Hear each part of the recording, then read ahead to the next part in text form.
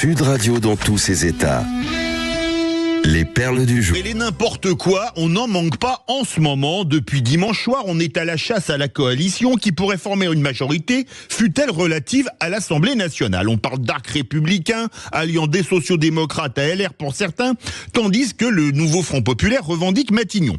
Un nouveau Front populaire qui, s'il devait gouverner la France, serait censuré très rapidement par l'Assemblée, c'est-à-dire au premier 49.3. Mais certains, alors là c'est très fort, ont imaginé une solution à l'absence de majorité.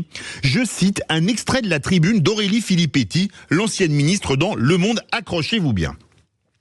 Plutôt qu'une étrange grande coalition, la méthode du gouvernement dit de minorité où la gauche, arrivée en tête, forme le gouvernement avec une neutralité du groupe Ensemble au nom du Front républicain est la solution la plus respectueuse des urnes.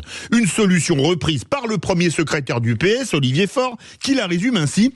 La solution la plus respectueuse du fait démocratique est que le président de la République, mais aussi le groupe Ensemble, prennent l'engagement de ne voter aucune motion de censure contre le gouvernement de gauche installé pendant une période lui permettant d'assumer ses fonctions.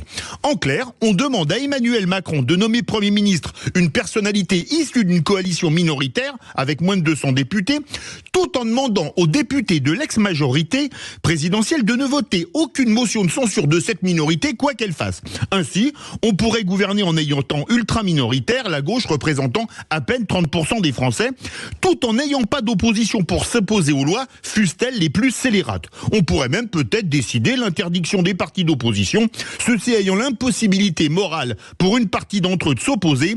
Je ne sais pas si ce que fument Aurélie Filippetti et Olivier Faure c'est de la bonne, mais en tout cas, c'est de la forte.